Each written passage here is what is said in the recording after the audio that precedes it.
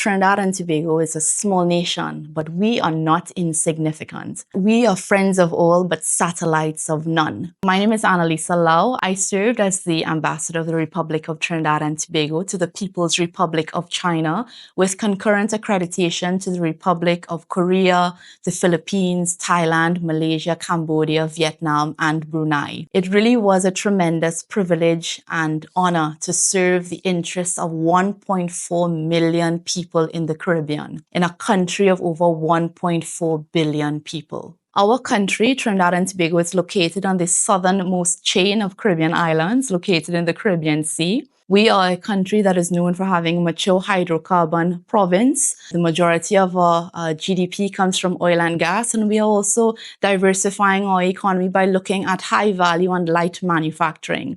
We have a bustling and booming tourism industry as well, and we are known for having rich tourism resources. So I hope that many of our Chinese friends could come to Trinidad and Tobago to experience the warmth of the Caribbean islands. Come and experience the greatest show on earth, which is known as our world-famous carnival, where you can dress up in our brightly colored, locally crafted carnival costumes and sing and dance with us for 2 days in the street. You can hear our indigenous music, such as our soca, calypso, chutney soca, that fuels the very pulse of our nation. You can experience our steel pan, which is the first percussion musical instrument that was created in the 19th century. And it really symbolizes the strength, resilience, creativity, and innovation of our people. I think that my multi-ethnic heritage profoundly influenced my outlook and my view of China. My paternal grandparents would have left to Zhongshan in Guangdong province in the late 1940s, early 1950s to find new opportunities and to build a new life in Trinidad and Tobago. And like most Chinese migrants who went overseas to build a new life and to find new opportunities, they brought with them a fierce entrepreneurial spirit and traditional Chinese values and customs such as sacrificing self for the betterment of the next generation. They taught us the value of hard work and the importance of family and giving back to community.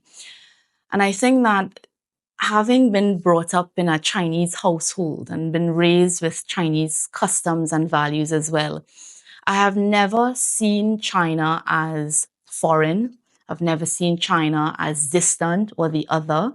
But I have this profound respect and deep admiration and appreciation for China's development pathways and China's modernization plan. And many of the values that I have been brought up with, I see it here today in China's contemporary society. And I see that as being the backbone of Chinese values as well. And I have a deeper understanding of what drives China's economic trajectory as well. So I think that having that lens, having that multicultural lens, and being of, partly Chinese and Indian descent and having this Caribbean identity as well, I think that has also profoundly influenced my outlook and how I view China. Not many people know about the deeper political and cultural connections that exist between Trinidad and Tobago and China. For example, our relationship is one that preceded the official establishment of diplomatic relations in 1974. The first group of Chinese migrants actually arrived in Trinidad and Tobago from China in 1806 from Canton, or in southern China. It was the first organized settlement of Chinese migration coming to our shores. And since then, we have had many different waves of migrants and many different exchanges of values, ideas, and culture as well. It was during 1974 when we first became a republic. Our first prime minister, Dr. Eric Williams, traveled to China. It was the first visit by a Caribbean head of state that was paid to China at that time. And he met Chairman Mao Zedong and Premier Zhou Enlai, and he decided to establish and formalize official diplomatic relations with China. And it was through his strategic leadership and visionary foresight that he sought to concretize pragmatic cooperation and relinkages with China as we continue to design and craft our way as a newly formed republic.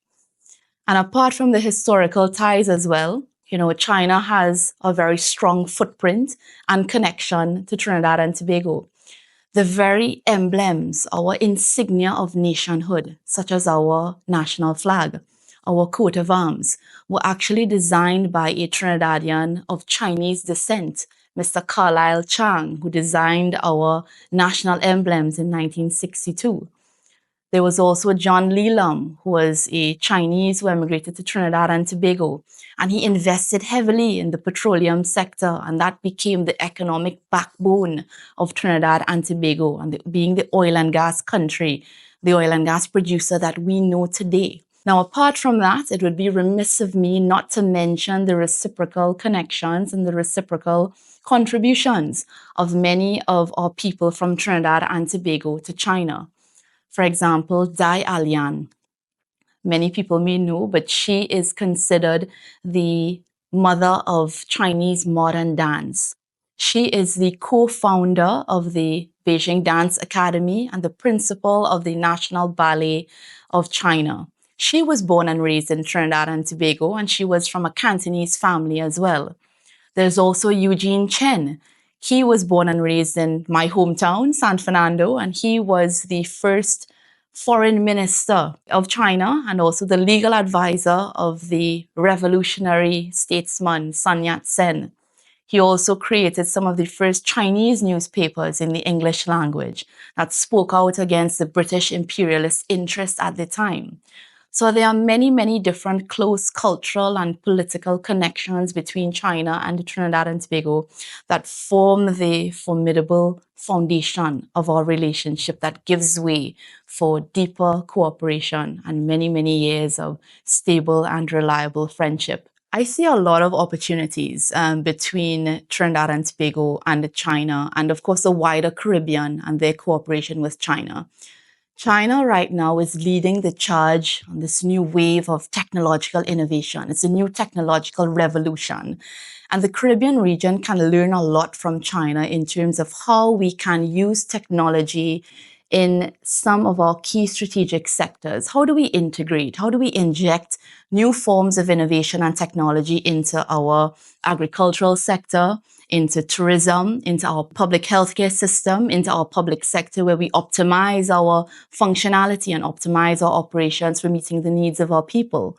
So we have a lot to learn from China in terms of how do we transform our economy, transform our society. Many of us in the Caribbean region, we are trying to achieve digital transformation.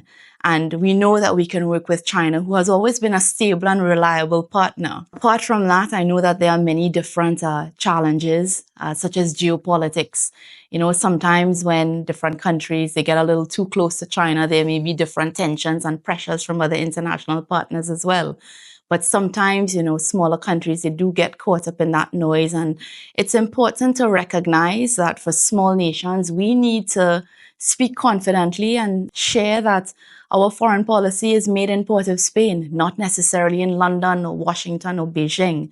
And it's important to speak on the national interests of your country and to work with all of our international partners who meet the interests of our people. I see the Belt and Road Initiative as being one of the most transformative platforms that could be used towards achieving tangible outcomes and benefits for many nations, particularly small island developing countries, smaller nations, and the global south in general. It was in 2018 when our former Prime Minister, the Honorable Keith Rowley, came to China, and he would have paid an official visit to China then, where our country became the first English-speaking Caribbean country and the first in CARICOM to sign on to the Belt and Road Initiative.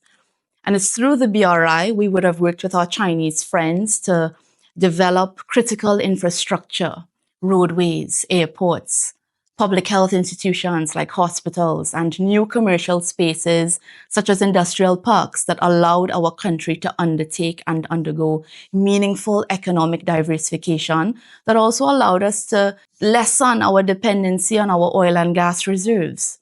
So the BRI really provided that opportunity for us to realize our vision of making Trinidad and Tobago the gateway for doing business for China, between North and South America as well. The Caribbean region now houses the flagship Belt and Road Initiative project called the Phoenix Park Industrial Estate, and it is the first environmentally friendly 5G connected intelligent industrial park that is meant to catalyze the growth of Trinidad and Tobago's non-energy manufacturing sectors such as light and high-value manufacturing, logistics, warehousing, distribution, and emerging technologies as well. And I've had the pleasure of working with a number of Chinese companies, all in the eastern parts of China, hosting many different business delegations, who would have expressed an interest in expanding their manufacturing operations and expanding their factories into Trinidad and Tobago so that they could now export into North America. The Chinese factories that set up their operations in Trinidad and Tobago have access to over 997 million consumers across Latin America. And Trinidad and Tobago is one of the most ideal investment destinations for Chinese manufacturers who would like to have a greater footprint in the Americas and who would like to expand their business operations there. So the BRI really provides this opportunity for there to be tangible outcomes, and it provides a platform for there to be great economic cooperation, and it's a true illustration of South-South cooperation. With China, no matter the size, the scale, the size of your market, China has always shown a willingness to work with smaller nations, especially in relation to helping our interests be met for our people and helping along and facilitating our development trajectory. So the BRI has been a very, very positive cooperation mechanism for the people in Trinidad and Tobago. I do know that there is a lot of debate around the generalized conceptualization of the term Global South nations, given that we are separated and differentiated by many different factors, such as differences in our historical legacies, our cultural diversity, differences in our ethnic composition, religious and political philosophies as well. There are differences in our size, scale, market, resources. But I think that there is one overarching framework and one vision that really unifies the Global South group of nations, and that is to achieve common and equitable development for all of our people. I think that the Global South is really operating quite differently from generations past.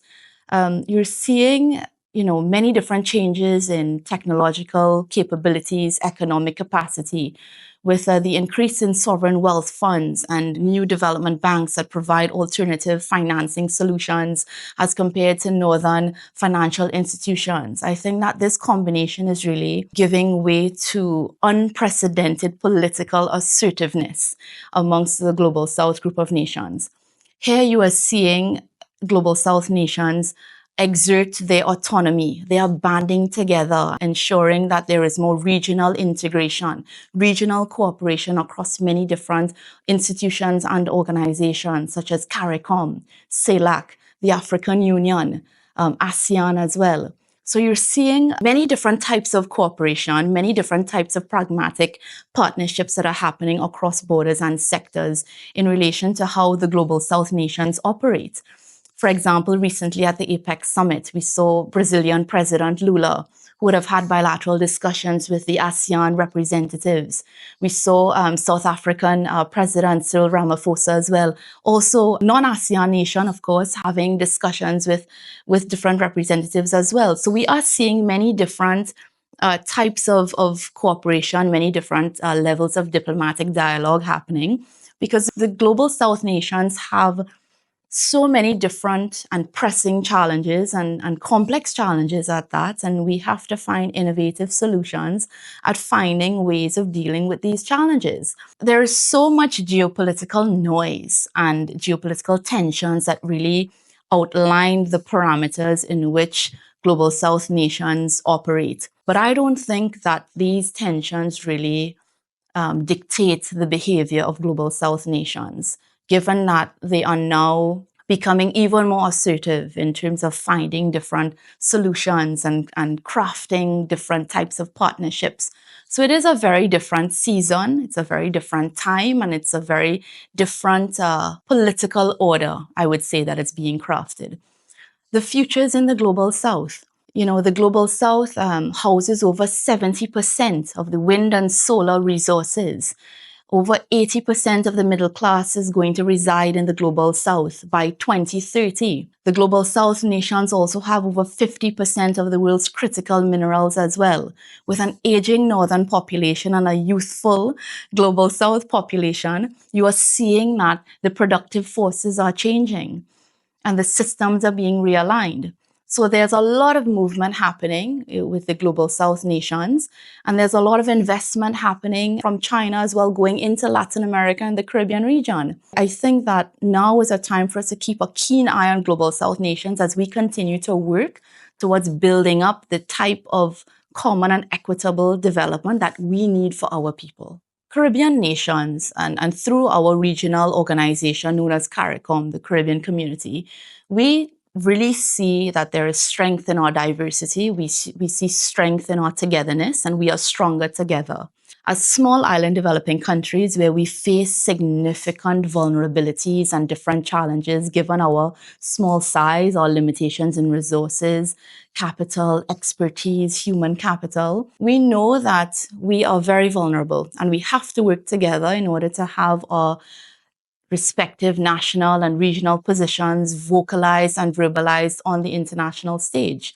And through the framework of CARICOM, many of our Caribbean countries, our Caribbean member states, we work together to have more mobility between our countries in terms of movement of skills, labor, people. We try to have more air linkages as well and to foster stronger trade and investment and different partnerships across borders and sectors. For example, in the last couple of years, Trinidad and Tobago was leading the charge towards having a stronger energy resilience in the region. Guyana was pushing forward in terms of having more food security and agricultural resilience and agricultural cooperation amongst many of our Caribbean countries as well.